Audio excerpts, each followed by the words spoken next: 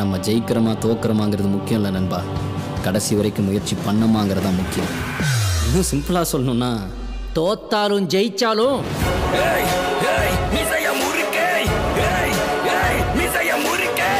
Hello guys, நீ காலங்காத்தால் ஏஞ்ச உடனே இன்ஸ்டாகிராம்குள்ளே போனால் ஏகப்பட்ட பேர் அவங்களோட இன்ஸ்டாகிராம் ஸ்டோரியில் இந்த மாதிரி ஸ்பைடர்மேன் 4க்கான டைட்டில் ரிவீல் அப்படிங்கிற இந்த மேட்டரை போட்டுகிட்டே இருந்தாங்க.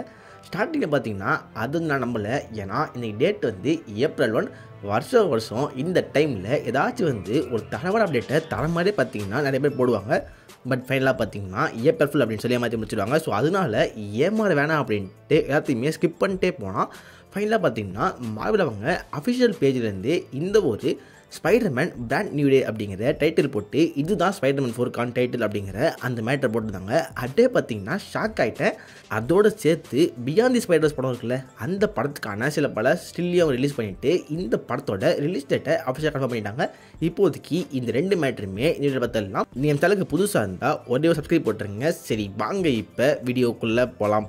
ஃபஸ்ட்டு இப்போதைக்கு இந்த ஒரு பியாண்ட் தி ஸ்பைடர்ஸ் படம் இருக்குல்ல, அதுலேருந்து ஆரம்பிக்கலாம். இப்போதைக்கு பார்த்தீங்கன்னா அவங்க கொடுத்துருக்க இந்த ஸ்டில்லில் இந்த ஒரு புது ப்ரௌலர் இருக்கார்ல, அவரோட அஃபிஷியல் லுக்கை பார்த்தீங்கன்னா அவங்க தெளிவாக போட்டிருக்காங்க. அதாவது இப்போதைக்கு மைல்ஸ் மாரல்ஸ் வேறு ஒரு யூனிவர்ஸில் மாட்டிக்கிட்டு இருக்காரு. அந்த யூனிவர்ஸில் மைல்ஸ் மாரல்ஸ் இருக்கார்ல, அவர் பார்த்தீங்கன்னா ஸ்பைடர்மேன் இல்லை, அந்த யூனிவர்ஸில் அவர் ப்ரௌலராக இருக்கார். ஸோ இப்போதைக்கு பார்த்தீங்கன்னா அந்த ப்ரௌலர் லுக்கை அவங்க காமிச்சிருக்காங்க. ஸோ பார்க்குறதுக்கு சூப்பராகவே இருக்குது. அந்த ஒரு அனிமேஷன் ஆர்ட் ஸ்டைலில் பார்த்தீங்கன்னா அவங்க நல்லாவே பண்ணியிருக்காங்க. மோஸ்ட்லி பார்த்தீங்கன்னா எனக்கு தெரிஞ்சு இந்த படத்தோட ஸ்டார்டிங்லேயே இந்த ஃபைட் வரதுக்கு வாய்ப்பு நிறையவே இருக்குது. ஏன்னா நம்ம மைல்ஸ் இப்போதைக்கு அந்த ப்ரௌலர் பிடிச்சி வச்சிருக்காரு. அந்த ப்ரௌலருக்கும் மைல்ஸ்க்கும் பார்த்தீங்கன்னா கண்டிப்பாக ஒரு ஃபைட் வரதுக்கு வாய்ப்பு இருக்குது. படம் ஸ்டார்ட் ஆகி ஒரு ஃபஸ்ட்டு 40 மினிட்ஸ்க்குள்ளேயே இந்த சீக்வன்ஸில் வரதுக்கு வாய்ப்பு நிறையவே இருக்குது. அந்த இடத்துல பார்த்திங்கன்னா நம்ம மைல்ஸ் தனியாக நிற்கிற மாதிரி காமிச்சிருப்பாங்க. அதே மாதிரி மைல்ஸும் ப்ரௌலராக பார்த்திங்கன்னா அங்கங்கே சண்டை போடுற மாதிரி காமிச்சிருப்பாங்க. இதெல்லாம் பார்க்குறதுக்கு கண்டிப்பாக நல்லா இருக்குது. இந்த படம் பார்த்திங்கன்னா ஜூலை 4, 2027 இருப்பது. ஸோ கண்டிப்பாக பார்த்தீங்கன்னா இந்த ரெண்டு படத்துக்குமே இருக்கான கேப் ரொம்ப அதிகம்.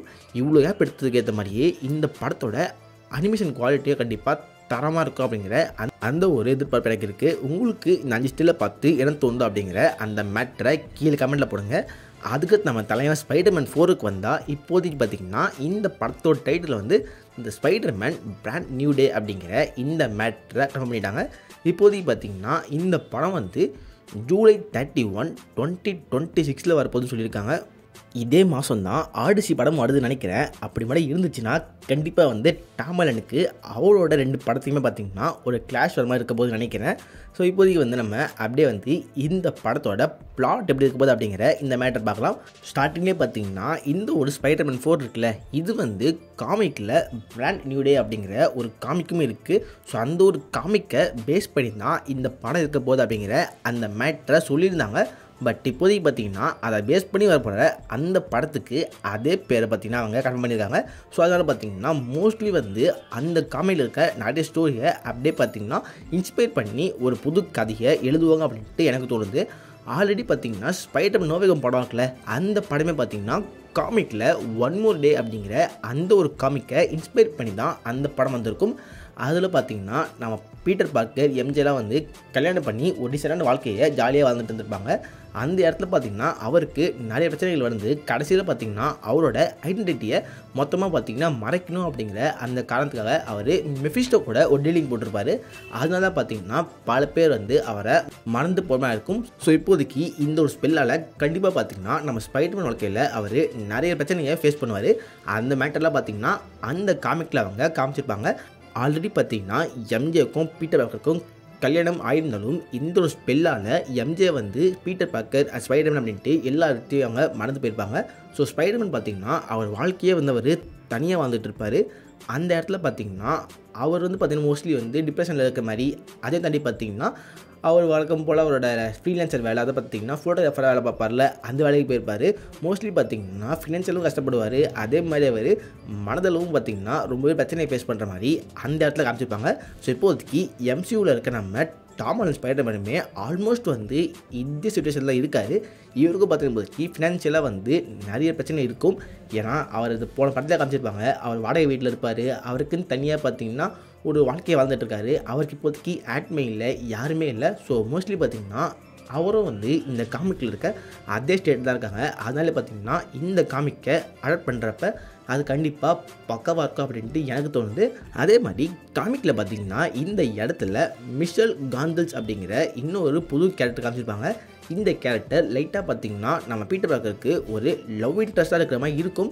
ஸோ இப்போதைக்கு பார்த்திங்கன்னா மேபி வந்து இந்த கேரக்டர் கூட இந்த படத்தில் வரலாம். ஆல்ரெடி எம்சியூவில் மிஷல்ஸ் அப்படிங்கிற ஒரு கேரக்டர் இருந்தாங்க, அதுதான் நம்ம ஜெண்டாயா. பட் அந்த இடத்துல பார்த்திங்கன்னா அவங்க பேர் மிஷல் ஜோன்ஸ்னு இருக்கும். இந்த இடத்துல இவங்க பேர் மிஷல் கான்சல்ஸ் அப்படி இருக்கும். ஸோ இவங்க ஃபேமிலி நேம் பார்த்திங்கன்னா கண்டிப்பாக மாறுது. ஸோ அதனால இவங்க வேறு வேறு கேரக்டர் தான். மேபி பார்த்திங்கன்னா இந்த கேரக்டர் கூட இந்த படத்தில் வரலாம். சொல்ல முடியாது. சேட் சிங் ப்ளே பண்ணுற இந்த ரோல் கூட இந்த ஒரு மிஷல் கான்சல்ஸ் அப்படிங்கிற இந்த ரோல் இருக்க வாய்ப்பு நிறையவே இருக்குது. இதுவும் தோணுன்றதை கமெண்ட்டில் போடுங்க. ஸோ கண்டிப்பாக பார்த்திங்கன்னா இந்த படம் வந்து தரமாக இருக்க போகுது. இதை காமிக்கடி பார்த்திங்கன்னா நம்ம ஸ்பைடர்மேன் வந்து இப்போதைக்கு நிறைய பிரச்சனைகளாக பார்த்துட்டாரு. ஸோ மோஸ்ட்லி பார்த்திங்கன்னா அப்படியே வந்து கிரவுண்டடாக இருக்க அந்த வில்லையும் சமாளிக்கலாம் அப்படிங்கிற மாதிரி வழக்கமாக இருக்க ஃப்ரெண்ட்லி எனேபிள் ஸ்பைடர்மேனாக மாறியிருப்பார். அதே மாதிரி இப்போதைக்கு இந்த படத்தில் நடக்கணும். சோனி வந்து எந்த பிரச்சனையும் பண்ணாமல் இருந்தால் கண்டிப்பாக பார்த்திங்கன்னா இந்த படம் வந்து ஒரு பக்கா கிரவுண்டடாக சூப்பராக வரும். அதே மாதிரி இப்போதைக்கு அவெஞ்சர்ஸ் டூம்ஸ்டே இருக்குல்ல, இந்த படத்தில் கூட நம்ம ஸ்பைடர்மேன் வரமாட்டோம் அப்படிங்கிற மாதிரி லீக்லாம் போயிட்டுருக்கு. அதாவது பார்த்திங்கன்னா ஸ்பைடர்மேன் இல்லாமல் ஒரு டூம்ஸ்டே படமா அப்படிங்கிறத கேள்வி கேட்க தோணுது. பட் ஸ்டில் பார்த்திங்கன்னா அவங்க அதுக்கு ஜஸ்டிஃபை பண்ணுற மாதிரி ஒரு பக்கமான ஸ்டோரி கொடுத்தாங்கன்னா கண்டிப்பாக வந்து நல்லாயிருக்கும். மேபி பார்த்திங்கன்னா அப்படியே வந்து சீக்ரெட் வார்ஸில் நம்ம ஸ்பைடர்மேன் அந்த ஒரு ஃபைட்டில் ஜாயின் பண்ணி கண்டிப்பாக சண்டை போட்டாலும். பட் டூம்ஸ்டேயில் இவர் இல்லாமல் இருக்க வாய்ப்பு நிறையவே இருக்குது.